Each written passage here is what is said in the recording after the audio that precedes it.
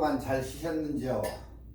전 시간에 이어서 오늘도 렌즈 이야기를 하겠는데 여러분들이 최고로 많이 쓰는 렌즈 중에 하나인데 우리가 전 시간에 배웠듯이 야외 촬영, 그러니까 풍경이나 경치나 아니면은 내추럴 사진들을 많이 찍으시는 분들은 꼭 이 렌즈를 피해갈 수는 없어요. 그래서 우리가 보통적으로 얘기할 때 24mm나 35mm 관광 렌즈를 많이 선택해 가지고 내추럴을 많이 찍기 때문에 여러분도 한번 꼭 찍어 보시길 권장을 드리면서 일단은 사진을 찍으면은 35mm 아래쪽으로 이렇게 내려가면 선명하다는 거. 그러니까 표준 렌즈는 뭐라겠죠? 우리 눈에 똑같이 사물을 봤을 때 똑같이 느낌을 가질 수 있는 렌즈가 50mm 렌즈라고 분명히 얘기했을 거예요. 그런데 50mm 아래쪽으로 내려가면 똑같이 선명도가 있기 때문에 여러분들이 초보자가 찍어도 사진은 선명한 사진을 얻을 수 있고, 장점은 화각이 넓어서 대체적으로 모든 풍경을 담을 수가 있다. 자, 초광각 렌즈 L렌즈예요. L렌즈의 삼총사라고 하면 우리가 11에 24mm 짜리가 있고 35mm가 있고 이렇게 16에 35mm 짜리가 있고 해가지고 이게 삼총사라고 이렇게 불러요. 그러니까 이제 왼쪽에 첫 번째로 보면 세계에서 최고의 넓은 화각을 가지고 있으며 EF 렌즈 최고의 ASC 신기술을 두 개의 렌즈면에 SWC 적용을 해가지고, 또한 고스트 플레이어 등 수치를 최소화한 렌즈. 고스트 플레이라는 것은 뭐라고 그랬죠? 렌즈를 찍었을 때 가해 쪽에 이렇게 검게 생기는 그런 형태를 얘기하는데, 이게 최소로 줄여가지고 여러분들이 이렇게 볼 때 렌즈에 슈퍼 UD 렌즈 해가지고 UD 렌즈, 연삭 비구면 렌즈 해가지고 수치를 많이 넣어가지고 잡아놓은 그런 렌즈이기 때문에 일단은 찍으면 여러분도 찍고 나가지고 역시 사진이 잘 나오는구나 하는 것을 직감적으로 느끼실 거예요. 그러니까 이러한 렌즈는 어느 렌즈도 구현을 못해요. 그러니까 우리가 알고 있는 11mm의 화각의 세계를 구현해 준다. 자, 여기 우측에 11mm로 찍은 사진 이렇게 보면은 어느 정도의 화각이 넓은지 육안으로도 우리가 이렇게 볼 수가 있다, 그 얘기예요. 자, 이제 14mm f2.8 F값이 2.8을 가진 L렌즈2 USM인데, 여기에서 동급 최강의 단렌즈 가운데 14mm, 이 렌즈는 렌즈 부분이 뭐 닮았죠? 구슬을 닮았죠. 구슬처럼 이렇게 닮았다고 해서 한국에서는 구슬이라고 불러요. 구슬이 하니까 뭐 어디 진주 목걸이 구슬 뭐 이런 거 생각하는데, 그게 아니고 이제 한국에서는 이렇게 사진 찍는 동호회나 사진 찍는 이런 분들이 자기네가 어른을 만들어 가지고 이렇게 불러요. 뭐 50mm 뭐 만두처럼 닮았다 해서 만두라고도 부르고, 이게 여러 가지 아빠 배통, 엄마 배통 뭐 이런 식으로 부르는데, 그것은 이제 그쪽 얘기고, 여기서는 정상적으로 우리가 EF 14mm 렌즈, 이렇게 얘기하면 돼요. 자, 우리가 이 사진으로 찍었을 때에 대각선으로 약 114도의 초광각임에도 왜곡이 별로 그렇게 주변부 화질하고 왜곡이 그다지도 일어나지 않아요. 이렇게 굉장히 넓은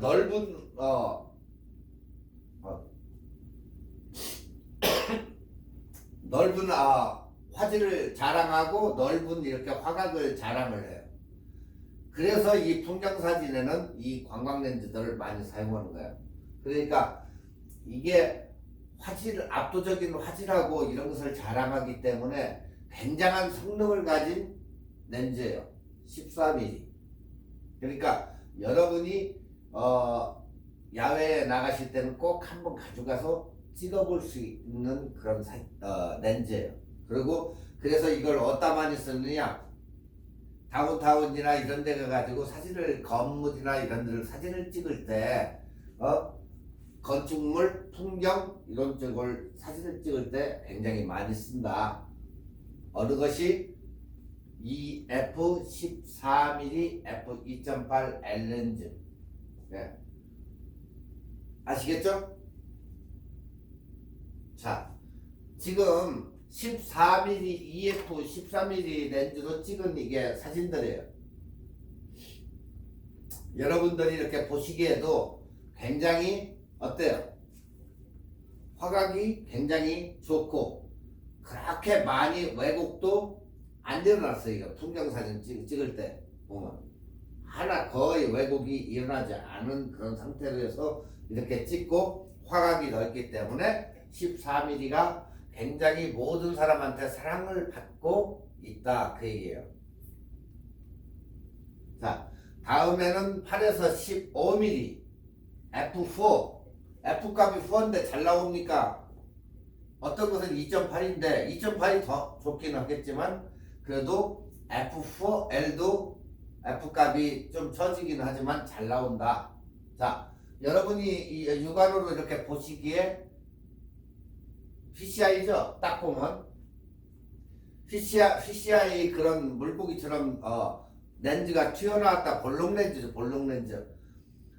이런 것은 초광각이기 때문에 우리가 어디 가죠? 조수압학이나 일반적으로 이렇게 어디 멀리 나가면은 하늘에 있는 별을 많이 찍죠. 야경별, 오로라 뭐 이런 것을 찍을 때 여러분들이 지금 보시다시피 8에 15mm로 찍으면 이런 식으로 사진을 별빛을 찍을 수가 있다 그 얘기예요. 자, 우리가 이제 815 하니까 8에 15mm를 갖다 얘기할 때 이것은 여러분 듣기에는 어떨 때는 대한민국의 광복절 얘기하나 그렇게 생각도 하는데 그런 얘기가 아니고 8에 15 렌즈는 초광각을 넘어 다른 세상을 보여주는 PCI 렌즈다 그 얘기예요. 네. 그래서 전 시간에도 우리가 얘기했죠. 물고기 시야하고 똑같은 렌즈를 가져서 약 몇 도? 180도, 이 180도의 세상을 그러니까 모든 풍경을 한눈에 확 담아버릴 수 있는 그런 렌즈다. 네. 그러니까 굉장히 재밌는 렌즈니까 여러분들이 한번 사용해 보시는 것도 괜찮을 것입니다. 자, 다음 PCI 어안 렌즈. 자, 지금 그 렌즈로 해서 이렇게 찍어 보니까 P사처에 근접해서 딱 찍으려고 보니까 15cm 정도까지는 가능하더라. 이렇게 사과나 이런 걸 놓고 딱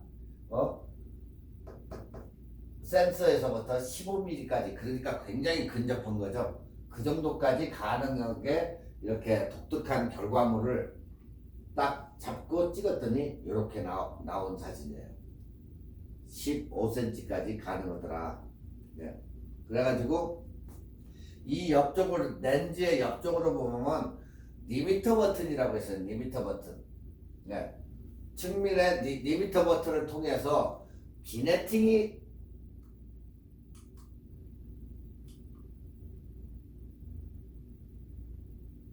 비네팅이 생기는 것을 방지를 할 수 있어요. 리미트 버튼은 렌즈 옆면에 이렇게 볼록 튀어나와 가지고 리미트 버튼이 있는데 그것을 갖다가 눌러주면 이렇게 위에 있는 게 아래로 이렇게 리미트 쪽으로 내려가면서 비네팅이 가해가 이렇게 생기지 않고 깨끗이 이렇게 나오는 것을 방지를 할 수가 있다. 자, 어때? 밑에서 화각이 넓은 렌즈로 찍으니까 빌딩이 위쪽으로 해가지고 다 들어오죠. 그래서 경치나 빌딩이나 건축물 같은 거, 조형물 같은 것을 찍을 때 이 많이 쓴다, 이 렌즈는. 자, 비네팅 현상이라는 거 자꾸 이제 비네팅 하는데 우리가 전 시간에도 약간 얘기는 했죠. 사진 촬영 시 주변부, 그러니까 주변부에 광량이 이렇게 부족해 가지고 검은 빛으로 이렇게 변하는 것을 우리가 비네팅이라고 그래. 우리가 예전에 여학생들이나 뭐 이렇게 멋을 내는 사람들 보면 4x6 사진에다가 이렇게 사람을 찍으면 인물을 더 극대화시키기 위해서 비네팅으로 해서 검게 이렇게 칠해주죠.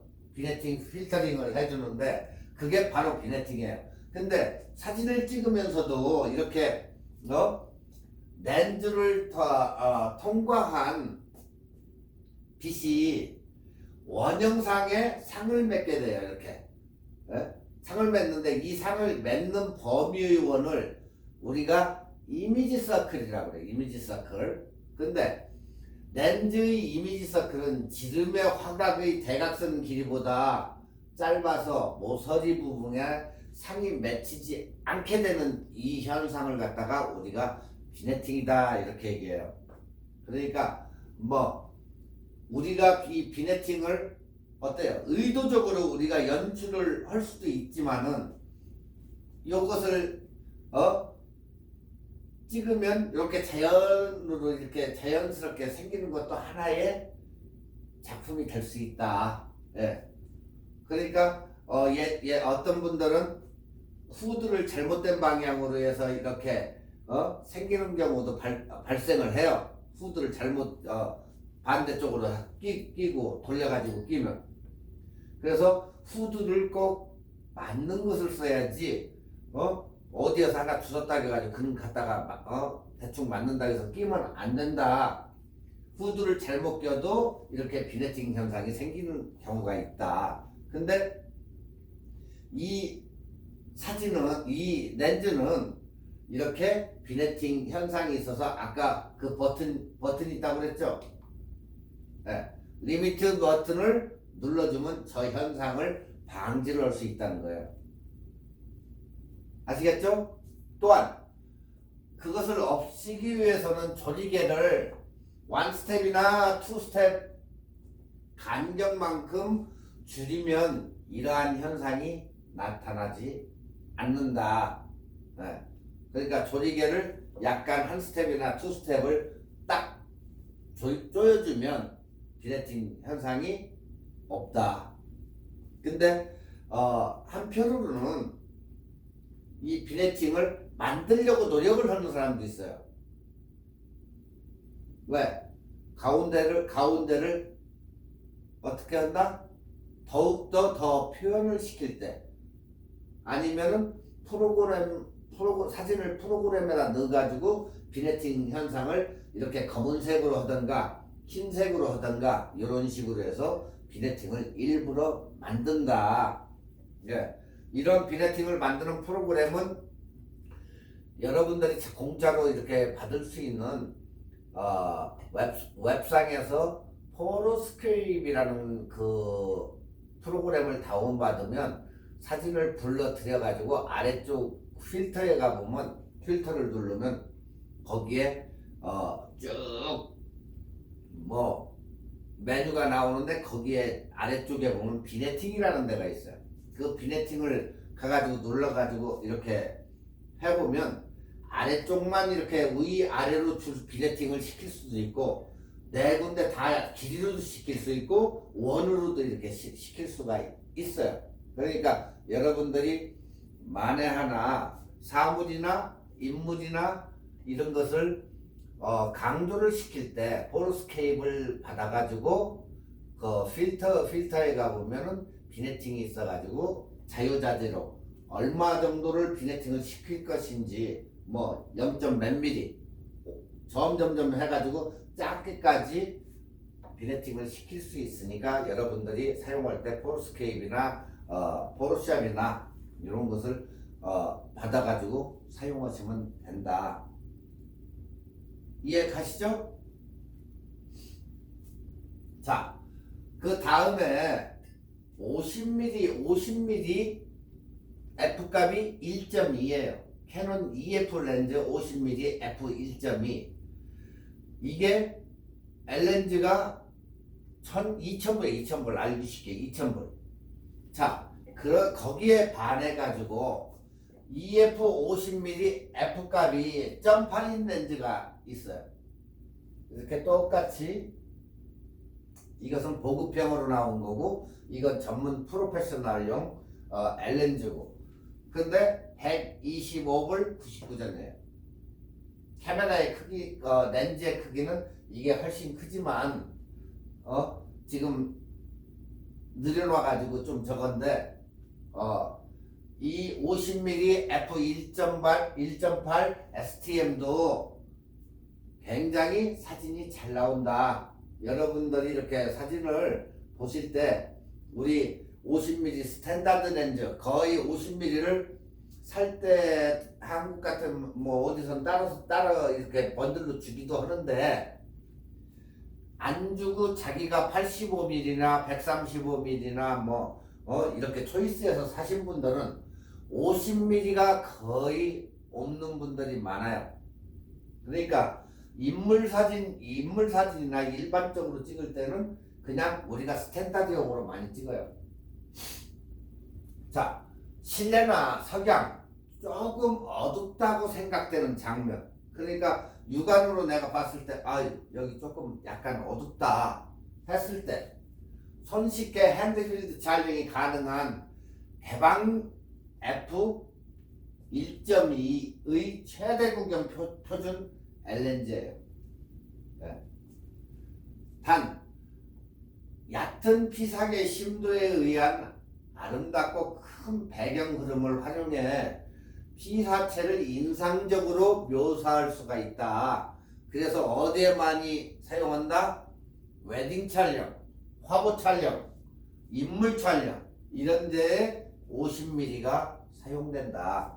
자, 인물 촬영에는 독보적인 존재로 알려진 85mm가 있다. 줌렌즈이면서도 단렌즈인 85mm가 있는데 그거보다도 만에 하나 인물 사진용 전문 렌즈가 없을 때에는 50mm로 대용이 된다. 네. 그래서 굉장히 잘 나와요. 지금 이 50mm .2 L렌즈로 해서 찍은 건데 이런 정도로 굉장히 잘 나오는데 광학계 채용한 비규면 렌즈에서 개방부터 콘트라스트 그러니까 어둡고 이 밝고 그런 것을 샤프하게 묘사를 가능하게 한 렌즈다. 그래서 인물 렌즈는 50mm, 85mm로 찍어야 이렇게 잘 나온다. 아시겠죠? 죄송합니다. 자, 이번에는 단초점 L렌즈인데 여러분들이 이렇게 보시면 85mm라고 되어 있어요. 85mm. 방금 뭐라고 했죠? 인물 사진용 50mm로 찍어도 되고 85mm인데 최고의 전문 렌즈로 해서 인물 사진용 85mm예요. 지금 두 종류가 이렇게 나왔는데 85mm지만 이것은 1599불 정도 가고 85mm 똑같은 L렌즈지만 이건 1849불이에요. 그래 거의다가 어떤 분들은 이걸 많이 사용을 하고 있죠. 자, 1.2 캐논에서 사람들이 가장 너 뭐 하나 갖고 싶어 했을 때 사람들한테 물어봤을 때에 꼭 얘기하는 렌즈가 이 바로 85mm 인물 렌즈예요. 이것은 그냥 못 찍는 사람이 찍어도 인물은 잘 나온다. 그냥 자동이다, 자동. 그러니까 여러분들한테 사진 카메라가 없으면 핸드폰으로 찍어도 돼요. 그러면 왜 이 카메라가 왜 필요할까? 그 비싼 카메라가 핸드폰으로 다 될 것 같으면 핸드폰으로 찍지. 핸드폰으로 찍는 사진과 우리가 카메라로 찍는 사진과 다르다. 네. 옵션이며 모든 게 다르기 때문에 일단은 카메라가 있어서 찍는 것과 핸드폰으로 찍히긴 찍히죠. 그렇지만 이 핸드폰 안드로이드 폰은 프로그램에 의해 가지고 렌즈를 보편적으로 잘 잡히는 렌즈를 사용을 해서 이거든 저거든 찍을 때 전체적으로 잘 나오게 이렇게 만든 게 핸드폰이고, 이 전문 렌즈는 전문 렌즈를 써가지고 찍는 카메라는 옵션에 의해 가지고 노출을 자기 마음대로 해서 콘트라스트나 이런 것을 항상 자기가 하고자 하는 대로 자기 의도대로 만들 수 있는 게 카메라다. 그래서 핸드폰이 아무리 좋아도 전문 카메라를 따라갈 수는 없다, 그 얘기예요. 그래서 여러분들이 좀 가격이 싸지만 그런 카메라를 구입을 해가지고 직접적으로 매뉴얼도 써보고 P모드도 써보고 T모드도 써보고 해가지고 자기의 그 카메라를 습득을 해가지고 이렇게 촬영을 하는 게 굉장히 좋다, 그 얘기예요. 자, 지금 단초점 렌즈를 얘기하는데 f1.2면 굉장히 밝은 렌즈예요. 어두운 곳에서 렌즈가 밝으면 그만큼 셔터 스피드가 우위로 확보가 되기 때문에 인물 촬영이나 패션 촬영에 최적화된 프로 사진가들이 쓰는 렌즈예요, 이게. 그러니까 우리가 일반적으로 얘기하는 대구경 망원 렌즈다, 대구경. 그러니까 망원 렌즈지만은 단렌즈인데 망원기가 50mm 우위는 일단은 망원 렌즈로 들어가는데 이 85mm는 망원 렌즈에 속한 단렌즈다. 그래서 우리가 대구경 망원 렌즈다 이렇게 얘기를 해요. 단초점 렌즈 특유의 부드럽고 자연스러운 뭐가 아웃포커싱, 배경 흐림 딱 찍었는데 그냥 자동적으로 가해 쪽으로 다 날아갈 수 있는 그런 렌즈. 왜 그렇게 찍어야 됩니까? 꼭 그렇게 묻는 사람이 있어요. 자, 사람을 여기 프레임에다가 사람을 가운데다 놓고 찍었을 때 85mm 딱 찍으니까 여기가 없어지고 흐릿하게 해가지고 인물만 묘사를 시켜. 더 묘사를 시키면 어때요? 부각이 된다는 거예요, 인물이. 만약에 이쪽과 이쪽을 하면 눈길이 어디로 가요? 양쪽으로 분산이 되잖아. 그렇지만 인물만 더 부각을 시켜주는 게 85mm 인물 사진 렌즈라는 거죠, 이게. 그래서 특유의 부드럽고 자연스러운 배경 흐림 효과를 얻을 수 있다. 또한 광학계에서는 연삭 비구면 렌즈로 채용해서 이 개방 f1.2에서부터 L렌즈 탁월한 묘사력을 발휘하는 등 프로가 원하는 굉장히 높은 품질의 렌즈다. 예.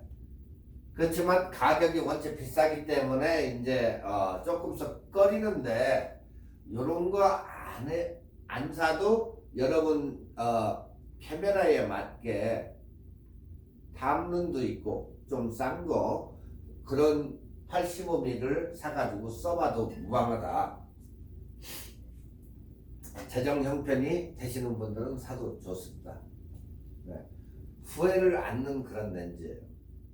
그러니까 50mm 아래쪽 렌즈들은 굉장히 좋은 렌즈들이 많으니까 여러분들이 여건이 되시면 그렇게 사가지고 써도 굉장히 좋아요.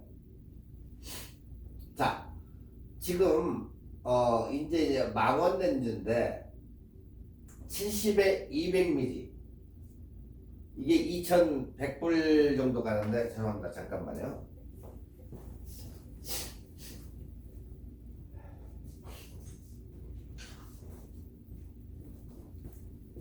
지금 이 렌즈가 2,100불 정도가 돼요.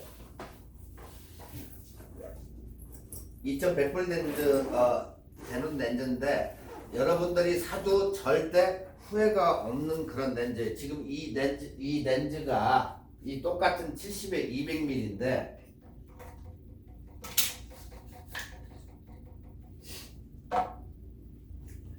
지금 제가 이렇게 껴놓기를 조리개를 조작을 하려고 하면 이 밑에 원래 이렇게 해가지고 삼각대에 고정시키는 그런 부분인데 이것을 빼기 귀찮아요. 이게 있으면. 그래서 나중에 또 써야 되니까 빼지는 않고 반대로 돌려놓은 건데 이 렌즈가 f2.8 F값이 2.8인 70에 200mm 렌즈예요. 좀 약간은 무겁긴 하지. 아무래도 자기 그 카메라하고 이 렌즈하고 하면 어떨 때는 굉장히 무거워요. 그렇지만 사진을 찍어가지고 굉장히 만족감을 얻어요. 이 카메라는. 그리고 멀리 있는 것을 당기니까 화각은 좁겠죠. 네. 그 차이예요 이게. 그래가지고 여기에도 이제 역시 울트라소닉 모터가 탑재돼 가지고 굉장히 좋아요. 지금 여기도 이렇게 보시면 포커스군 여기 포커스군이고 UD 렌즈가 이마지 들어있고 그 다음에 우리가 얘기하는 이 조리개가 여기에서 돌리고 그리고 이제 UD 렌즈가 다시 여기 두 군데가 이렇게 들어가 있고 손 떨림. 그러니까 여러분들이 이 망원 렌즈를 쓸 때는 약간 이렇게 흔들리면 여기 손 떨림 보정 광학계가 있어가지고 걔가 잡아주는 거예요. 그러니까 이 망원 렌즈는 조금만 흔들려도 어떻게 된다? 굉장히 많이 떨리기 때문에 여기에서 수평자처럼 이렇게 잡아줘요. 지가 움직이면서. 그렇기 때문에 이게 굉장히 IS가 스테빌라이저 시스템이 있는 거하고 없는 거하고 이 차이가 엄청나다. 이게 아시겠죠? 자, 그 다음에 우리가 보편적으로 이제 쓰는 렌즈들이 다 이제 이런 종류의 렌즈인데 우리가 이제 지금 여러분들이 보셨던 것은 캐논 EF 5D예요. 5D에다가 70에 200mm를 낀 거고 지금 여러분이 보시는 이 카메라는 7D. 그러니까 결국에는 전 시간에 얘기했던 그룹바디예요. 이게 그룹바디에다가 L렌즈를 껴가지고 이제 사용을 이게 하는 건데 이것은 24에서 105mm 번들 렌즈예요. 네. 근데 저것과 이 7D와 차이는 엄청나다. 사진을 이렇게 찍어보면 7D도 잘 나오긴 하지만 보편적으로 5D가 사진이 더 깨끗하게 더 잘 나온다는 거. 네. 그래서 돈의 가격 차이도 있지만 모든 게 기능상으로 해서는 훨씬 낫다. 네. 그래서 가격은 원래 지금 저는 세일할 때 샀기 때문에 2,100불인데 보통 일반적으로는 2,400불 정도예요. 2,400불 정도이기 때문에 EF 70에 200mm F값이 2.8 L렌즈 IS3 USM. 예. 신형이 뚜리로 해서 신형이 나온 거고 IS2가 있고 1이 있고.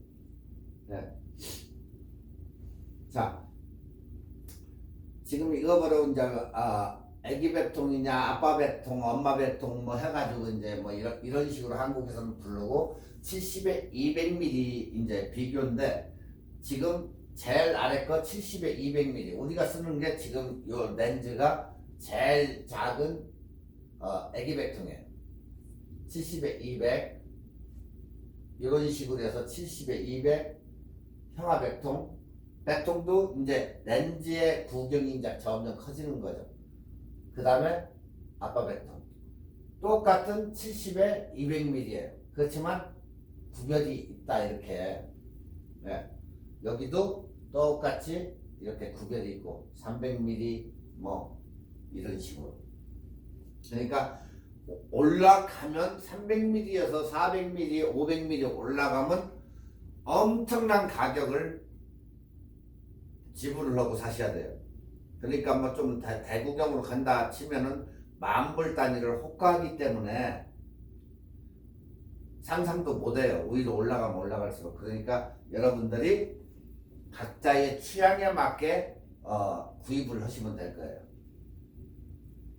자, 다음은 최강 라인업의 줌렌즈인데 우리가 경치를 찍을 때 앞쪽에 있는 것을 뭐라고 하죠? 근경이라고 하죠. 근경.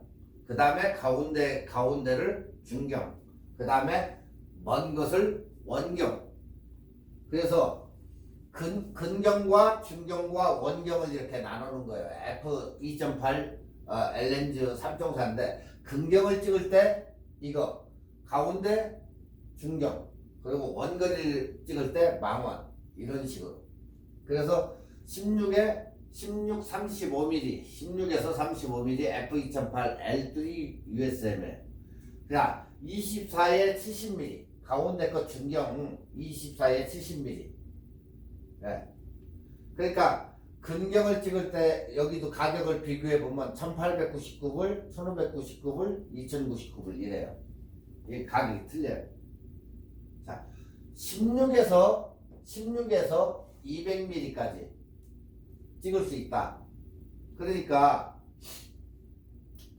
여기에 보면은 16에서 35mm까지. 그러니까 16mm도 찍고 35mm까지 찍을 수 있다는 얘기예요, 저게. 자, 24mm부터 70mm까지. 가운데 중경. 그리고 이제 200mm, 70에 200mm. 자, 이 세 개 렌즈로 모든 화각을 커버를 할 수 있다. 이 세 개로. 모든. 16에서부터 35mm까지. 그러니까 여러분들이 항상 얘기하는 게 그거예요. 렌즈를 다 구할 수가 없으니까 몇 개만 가지고 찍으면 안 될까요? 바로 이 번들 렌즈를 사용하면 다 찍을 수가 있다. 이제 다음 시간에 렌즈 비교를 한번 해줘가지고 이제 설명을 할 텐데, 자, 여기에 번들 렌즈로 해가지고 50mm 찍은 것과 단렌즈 50mm 오리지널로 찍은 것과의 그 비교표를 뭐가 달라지는지 그것을 이제 이야기할 거예요, 다음 시간에.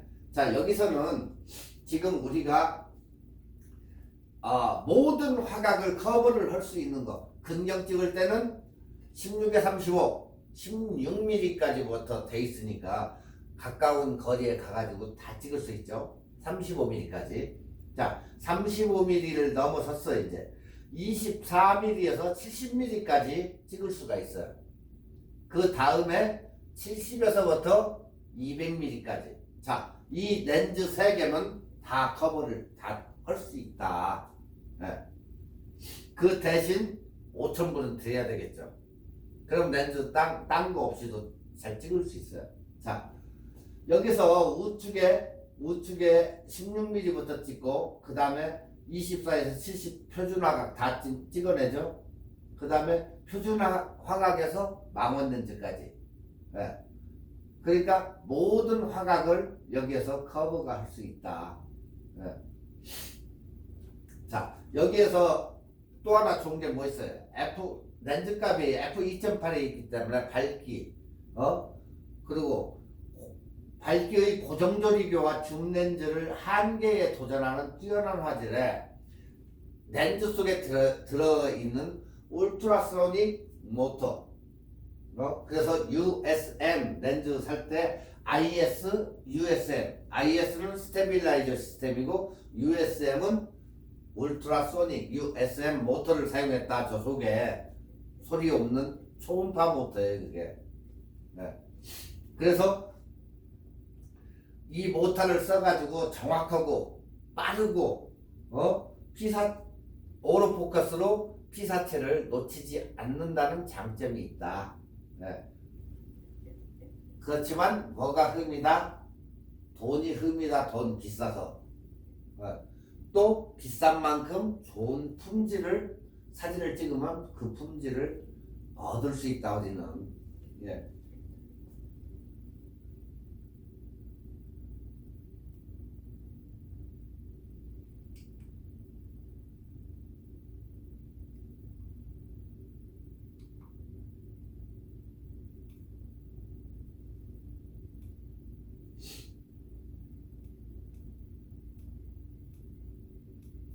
자, 이제 여기까지 세 가지 렌즈에 대해서 이제 알아봤는데 어때? 이해들 가시죠? 이해가 안 가시면 직접적으로 나중에 질문을 해도 되고 하니까 항상 학교로 전화해가지고 여러분들이 궁금한 점은 항상 물어보시면 돼요. 자, 렌즈는 대충 이제 알아본 것 같아 이제.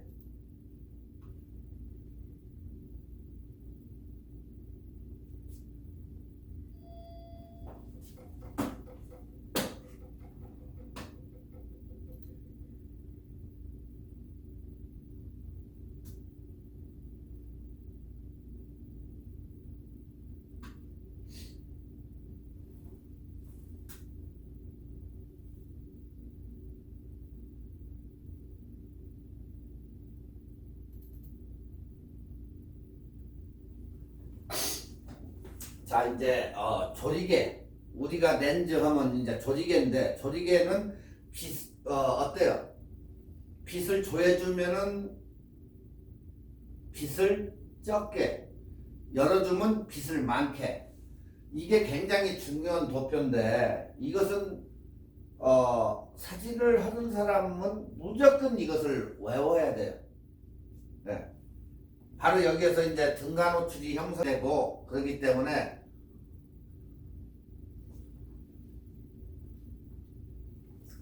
자, 노출의 3대 요소가 우리가 뭐라고 하죠? 노출의 3대 요소.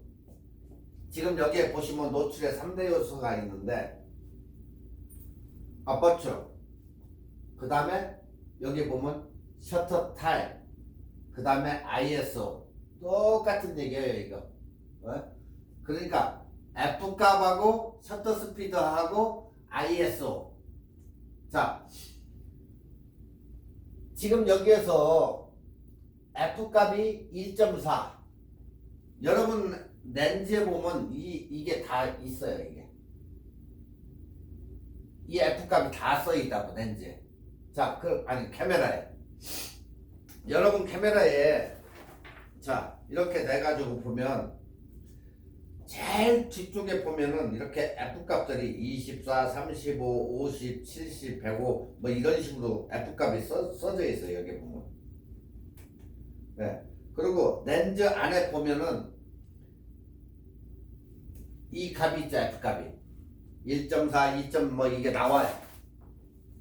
자, 그러면 셔터 스피드는 1000분의 1초라는 얘기예요. 1000분의 1초.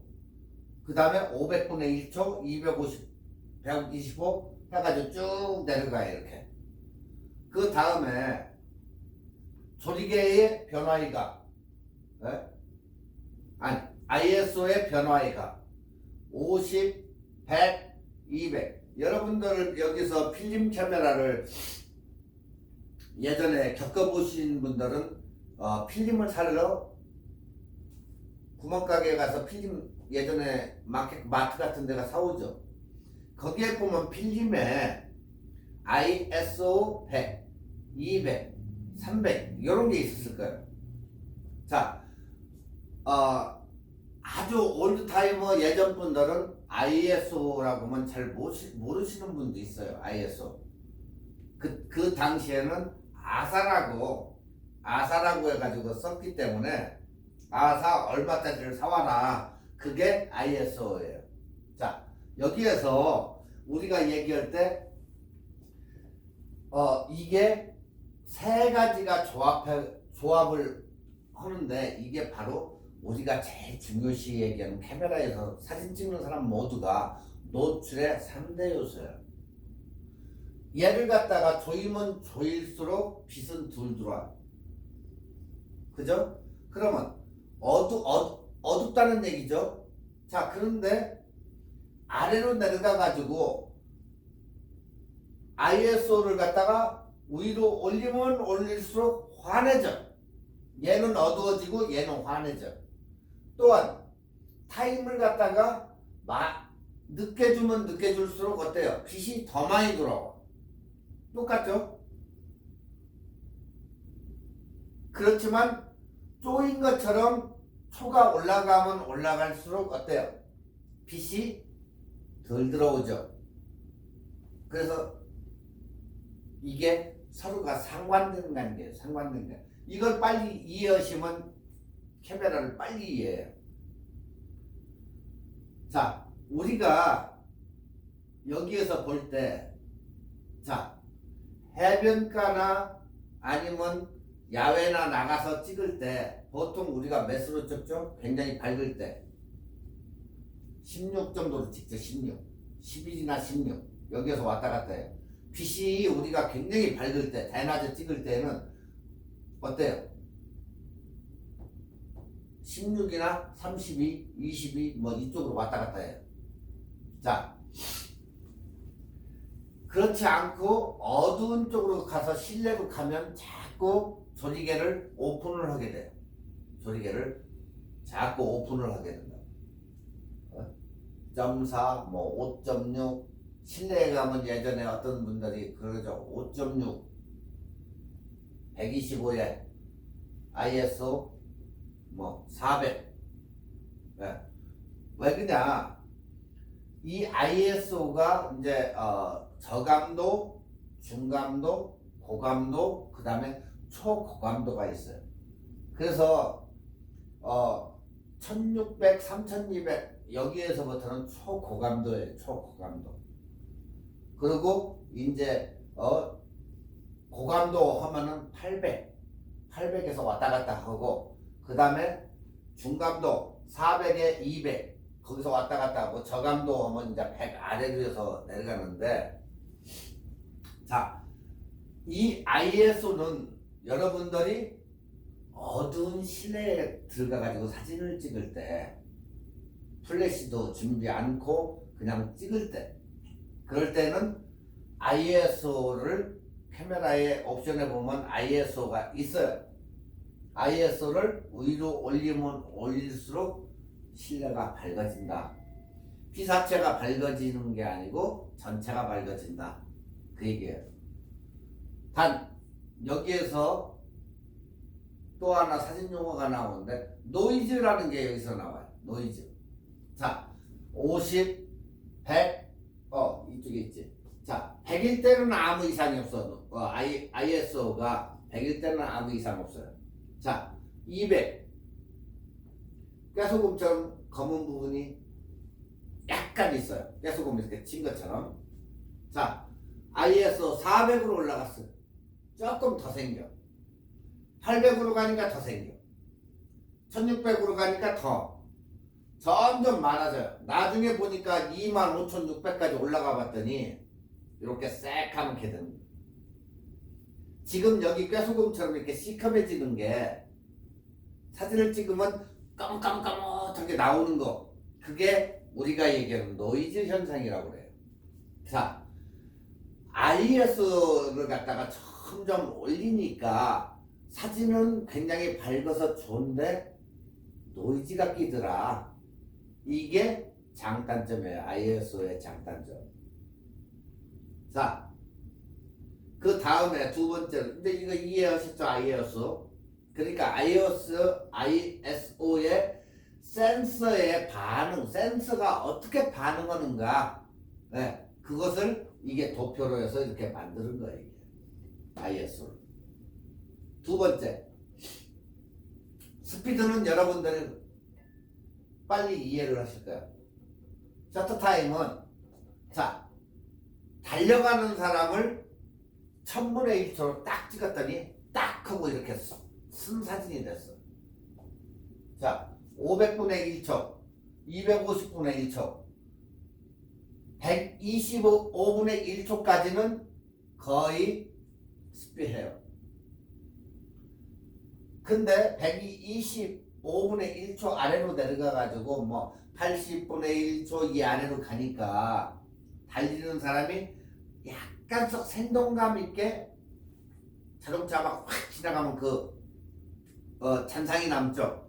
그런 식으로 약간씩 흐트러지는 거예요. 125분의 1초를 넘어가면서 이제 80분의 1초, 뭐 60분의 1초, 30분의 1초 쭉 내려가서 아래로 오니까 어때요?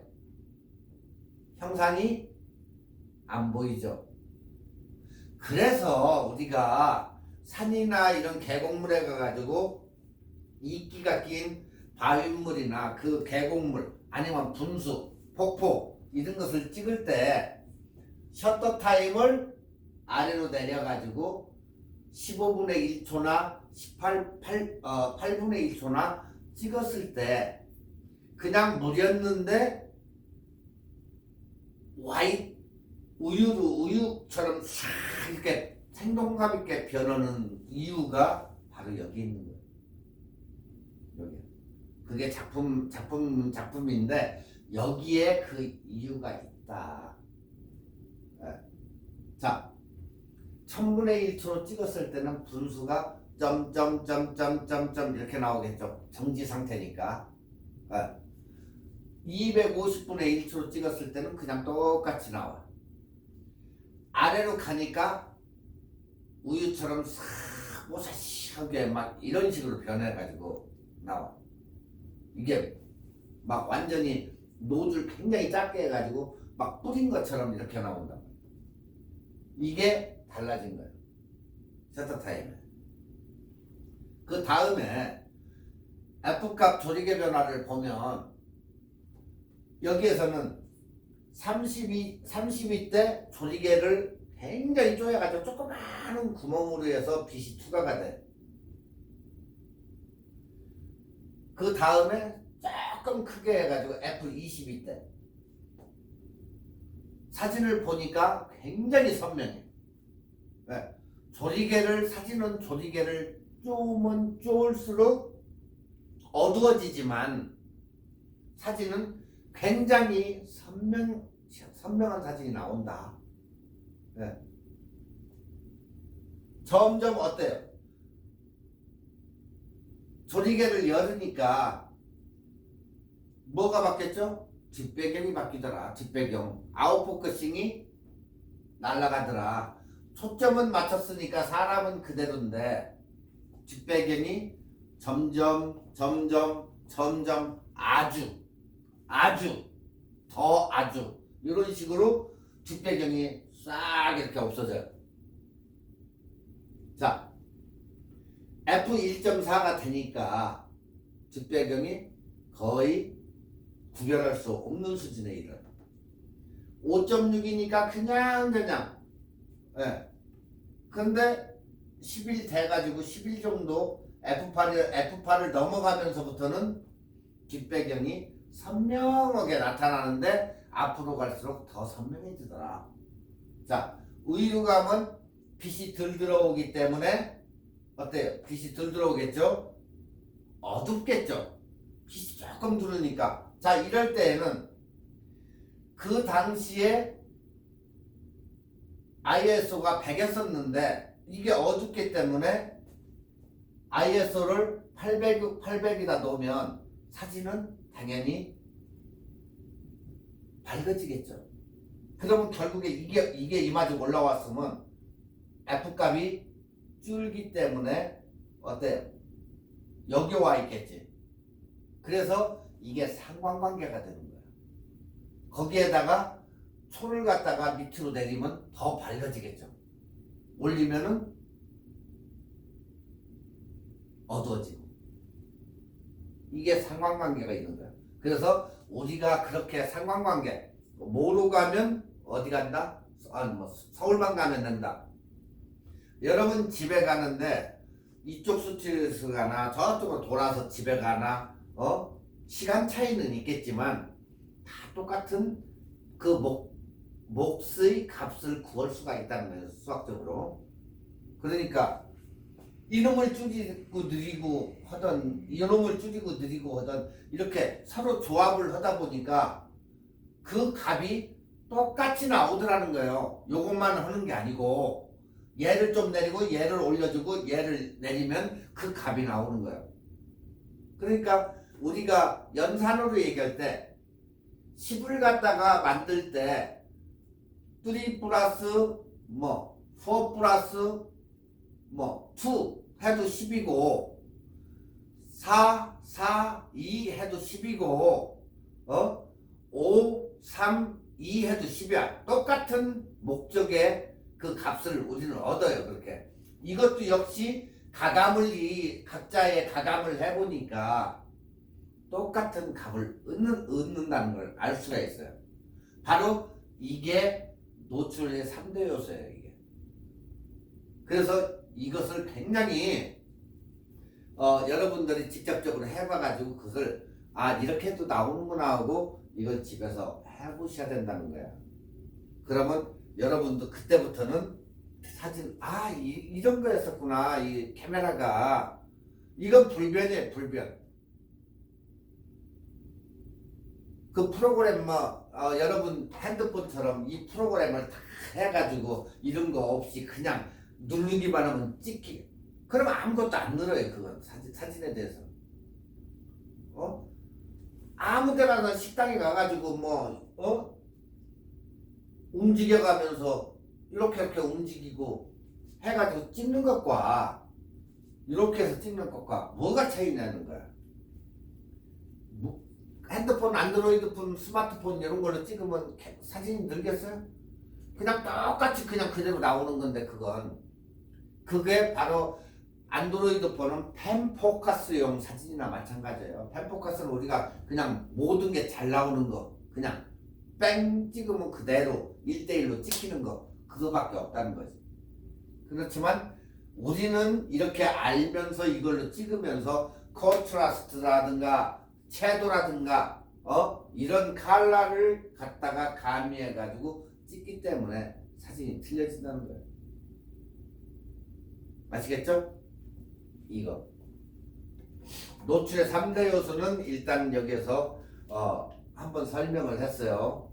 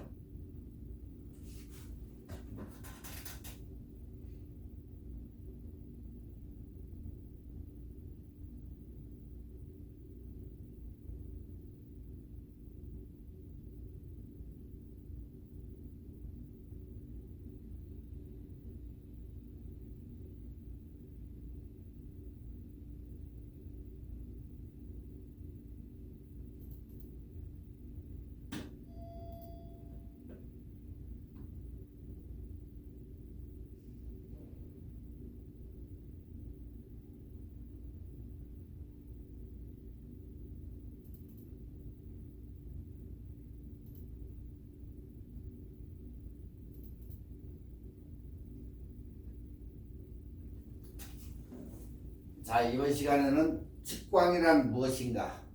여러분들 측광, 말 그대로의 측광, 측광이란 무엇인가? 노출 그리고 측광의 이제 이해인데, 우리가 단풍을 찍던 뭐 사람을 찍던 측광과 역광, 후광, 뭐 사광 이렇게 해서 있는데, 여러분의 카메라의 옵션에 보시면, 자, 어느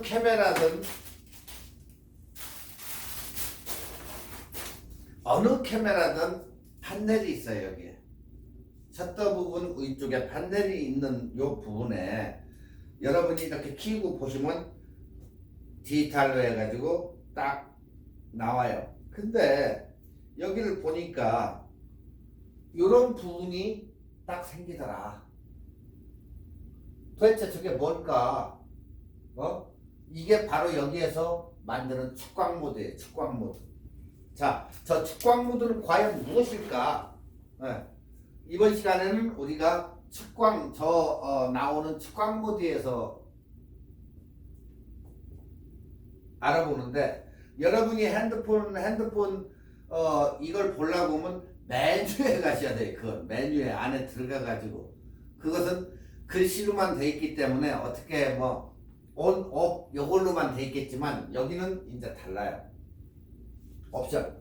자, 이제 여러분들이 측광 모드를 보시면은 렌즈로 우리가 이렇게 포인트를 볼 때 포인트가 굉장히 많이 나오는, 최근에 우리 지인하고 사진 찍으러를 갔는데, 그 분도 역시 거기에 대해서 잘 모르기 때문에 그냥 누가 맞춰준, 아니면 살 때 제조사에서 맞춰준 12포인트, 뭐 22포인트, 뭐 32포인트 해가지고 렌즈 안에 보면 셔터를 딱 눌러보죠. 이제 그러면, 자, 뷰파인더 안에 봐가지고 렌즈를 이렇게 보면 이렇게 생겼어요. 그런데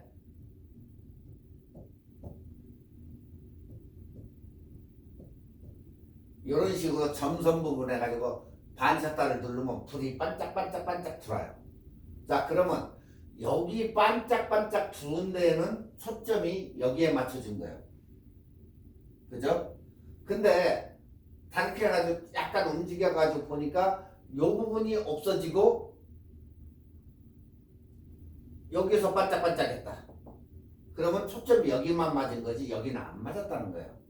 이게 부분 측광이에요. 이제 바로 이 측광, 이걸 얘기하는 거야 지금 이게.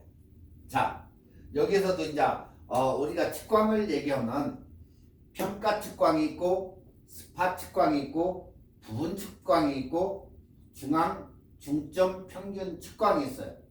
자, 여기에 보면 평가 측광에 이런 그림이 거기에 나왔다. 그러면 평가 측광이에요. 평가 측광. 이 그림. 근데 가운데가 딱 없어지고 시커먼 게 없어졌네? 이럴 때는 우리가 부분 측광에다가 옵션을 놔둔 거예요.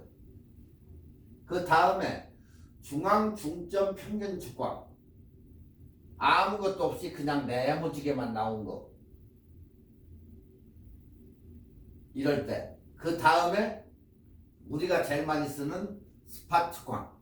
점 가운데 하나만 놔두고, 저희 같은 경우는 어느 카메라하고 다 스팟 측광을 써요. 가운데 점 하나. 자, 일단은 평가 측광이라는 것은 대부분의 카메라에서 표준으로 사용을 해요. 저게 표준이야. 그냥 어느 카메라 딱 눌러보니까 얘처럼 빠빠빠빠 이렇게 막 불이 여기저기 돌아가지고 전체가 들어왔을 때는 전체가 초점이 맞은 거예요. 근데 딱 누르니까 우측만 맞았다. 거기만 불이 들어온다. 어깨만. 그러면 그쪽이 측광이 맞은 거예요. 자, 평가 측광은 거의 모든 피사체의 효과적인 범용 측광이다. 우리가. 그러니까 일반적으로 거의 사람들이 뭐 잘 모르고 그냥 찍으면 돼. 반짝반짝 하니까. 평가 측광을 많이 쓴다. 다음에 가운데 점이 없어요. 이게 가운데 점 보이시나 모르겠네. 딱 가운데 점이 없는 부분 측광, 부분적으로 말 그대로예요. 똑같아. 뷰파인더의 중앙에 있는 작은 영역을 측광을 한다. 네. 그러니까 역광 장면과 같이 밝고 어두운 영역, 그런 때에 함께 있는 장면, 그런 때에 효과적이다. 다음 중앙 중점 평균 측광은, 이 측광은 뷰파인더의 중앙에 중점을 두고 장면의 나머지 영역에서 평균치를 이쪽 저쪽에서 구한다. 그게 중앙 중점 평균 측광이다. 스팟 측광, 딱 가운데 점 하나, 뷰파인더로 봤을 때 가운데 딱 점 하나 있는 거. 뷰파인더 중앙에서 부분 측광보다 더 작은 영역을 측광을 하는 게 바로 이 측광이다. 요거 스팟 측광, 그게 바로 스팟 측광이에요. 아시겠죠? 그러니까 여러분들이 여기에 의해서 이걸로 찍을 수도 있고, 이걸로 찍을 수 있고, 이걸로 찍을 수가 있어요. 다 장단점이 있다는 거예요. 자, 지금 평가 측광을 갖다가 여러분 카메라에 해가지고 저 안에서 지금 막 단체로 앉아서 노래를 하고 있어요. 근데 내가 밖에서 유리창을 카메라에다 담고 싶고, 그래가지고 유리창 너머에 사람이 있어서 그 사람을 잡으려고 하는 거예요. 밖에서 요 안에는 사람들이 꽉 앉아있고 유리창 너머에서 잡으려고 할 때 이 평가 측광은 잡힐까요? 전체적으로 잡혀요. 왜? 얘가 이렇게 반짝반짝하면서 나무 프레임에도 딱 걸리기도 하고 다 걸려요. 그러다 보니까 전체적으로 나와. 어떻게 될까요? 사진을 찍으면 걸린 뒤만 정확하게 나오지, 안에 있는 사람은 잘 안 보여요. 또 안에를 하려고 하다 보니까 이게 벅벅대 가지고 카메라가 제대로 잡지도 못해. 어떻게 다 잡히면은 전체적으로 잡혀가지고 같이 나오는 경우에요. 펜포커스 스타일로 같이 나오는 경우가 있어. 하다 보니까 짜증이 나요. 자, 반대로 스팟 측광, 우리는 이걸 많이 쓴다고 그랬죠. 스팟 측광을 했을 때 창문을 통해 가지고 사람이 있는 데에다가 스팟 측광으로 해가지고 딱 그 사람에 맞췄어요. 그리고 딱 찍어봤어. 그랬더니 창틀도 보이면서 창틀이 흐릿하고 사람이 짱 하고 찍히더라. 왜? 프레임에 구애를 안 받고 초점이 맞춰지지 않기 때문에 바로 사람이 이 점선 부분이 사람의 이 초점이 맞춰지기 때문에 찍을 수가 있더라. 그게 그 차이예요. 이게. 내가 저기를 통과를 해가지고 찍어야 되겠는데 평가 측광이나 이런 걸로 찍으니까 이쪽 저쪽 걸려가지고 그게 안 되니까 에이 모르겠다고 그냥 찍어버리는데, 바로 여기에서 이 옵션에 따라 가지고 달라진다. 그 얘기예요. 자, 우리가 아치나 이런 데 가서 사진을 찍는다 봅시다. 쉽게 말해서 돌 아치가 이렇게 있어요. 바위가 이제 이렇게 있고, 자, 여기에 이 아치가 있는데 사람을 갖다가 여기다가 놓고 사진을 찍어요. 근데 딱 찍으려고 보니까 카메라 렌즈에서 보니까 요래. 그리고 이 평가 측광을 갖다가 딱 놓고 찍었더니 초점이 여기에 맞고 여기에 맞고 이런 식이야. 그러면 이 사람이 조금 뭐 뒤쪽에 있던 뭐 했어. 앞쪽으로 나왔으면 이 사람이 먼저 걸렸겠지. 여기 이 아치가 걸리는 게 아니고. 하다 보니까 이 아치에 반짝반짝반짝 불이 들어오고 사람에는 안 들어왔어. 그러면 여기만 초점이 맞았기 때문에 여기만 선명해지는 거야. 여기는 흐릿해지겠지, 당연히. 그렇지만 스팟 측광은 사람에게 맞추기 때문에 이거야 일단 우리가 목적을 둔 건 사람이라는 거지. 그러면 이 사람한테 맞췄으면 얘들도 자동적으로 그 주의이기 때문에 여기서 약간씩 틀리긴 하겠지만 그래도 스피하기 때문에 같이 나온다. 아시겠죠? 이 측광 이해.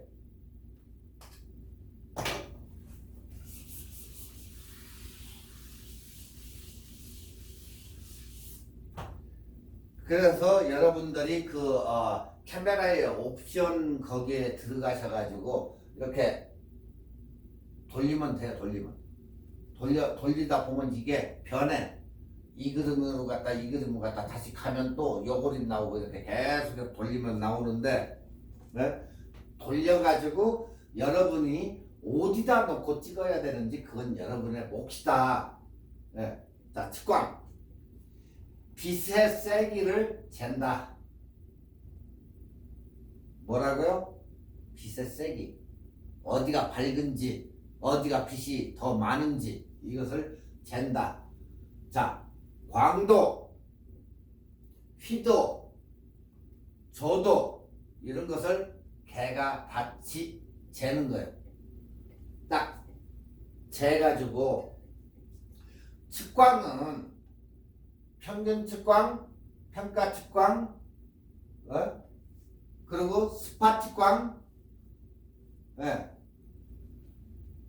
이 평균 측광, 평가 측광은 같은 얘기. 우리가 얘기할 때 평균 측광이라고도 얘기하고 평가 측광이라고도 얘기해. 그리고 또 하나는 스팟 측광. 이 둘로 나눠진다. 측광은. 우리가 그러면 이걸 평가라고 하지 말고 평균 측광이라고 해도 되고 뭐 아니면 여러분 편한 대로 쓰시면 돼요. 자, 일단은 평가 측광과 스팟 측광 둘로 나눈다. 측광은. 그렇다면 왜 이 둘로 나눠질까? 이 측광은. 자, 이것은 사진 속의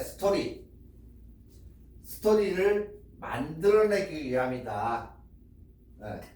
자, 측광의 구성을 어떻게 하느냐에 따라서 사진 속의 스토리가 엄청나게 달라진다. 그래서 이것을 두 개로 해가지고 나눈다. 자, 이 평균 측광이나 스팟 측광을 사용 시 이 스토리가 달라지는데 아까 카메라에 그 그림 얘기하는 거예요. 지금 여기 이것은 이쪽에 있고 캐논은 또 이쪽에 있어요.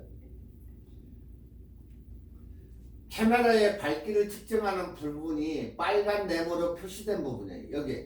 여기 여러분들이 이게 멀어서 보일지는 모르지만 이렇게 설명할 때 뭐 아니면 자기 카메라를 한번 찾아 이렇게 보시든가 하면 항상 이렇게 네모진 부분에 시커멓게 눈처럼 이렇게 돼 있어요. 그게 바로 측광을 만질 수 있는 그 옵션 부분이에요. 자, 여기서도 얘기했지만 측광 모드는 평가 측광과 스파 측광으로 두 개로 나눠진다고 분명히 얘기했어요. 두 개다.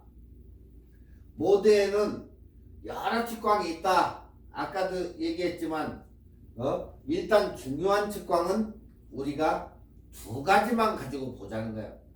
뭐 부분 측광도 있고 뭐 한데 그건 다 필요 없는 소리고, 측광 모드는 평가와 스파 측광만 우리가 일단 생각하고 그 두 가지만 보자. 자, 여러분들이 보통 여러분 카메라를 보시면 거의 다가 이렇게 놨을 거예요. 이게 바로 평가 측광. 딱 셔터를 반 셔터를 눌러가지고 초점을 잡으려고 하니까 반짝반짝반짝반짝 다 누르면 다 맞은 거예요. 아니면은 안 맞은 거지.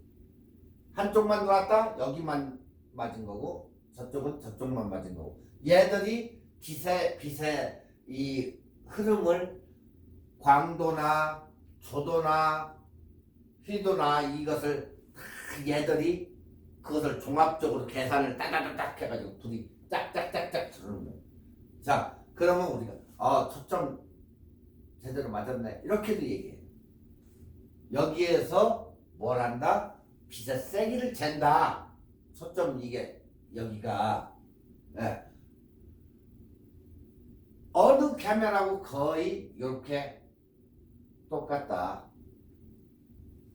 자, 색이 검은 부분은 뷰파인더로 보이는 화면이 이렇게 났는데 분의 평균을 쎄가지고 측광값을 여기를 딱 값을 딱 계산을 수치를 해내는 거예요. 그래서 화면 전체의 빛의 밝기를 측정하는 것을 우리가 평가 측광이라고 해요. 평가 측광. 또한 스파 측광은 그림 이렇게 생겼어요. 틀리죠? 두 개가. 이것은 스파 측광이에요. 스파 측광은 이 가운데 스팟만을 이용해 가지고 빛의 밝기를 내가 측정한다. 그 얘기예요, 이게. 아시겠죠? 얘는 여러 개로 이렇게 보편적으로 나눠서지만 얘는 이 부분만을 가지고 나는 빛의 색이나 휘도나 이거 가지고 하겠다. 그 얘기예요, 지금. 자, 여기서 우리가 볼 때 두 가지로 이제 나누는데, 오늘 여기까지만 하고 여기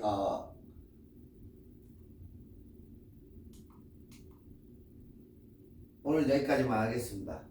시간이 다 됐기 때문에 여기까지만 하고 다음 시간에 평가 측광하고 스파 측광을 계속 이어서 가겠습니다. 자, 여러분 수고하셨습니다. 다음 시간에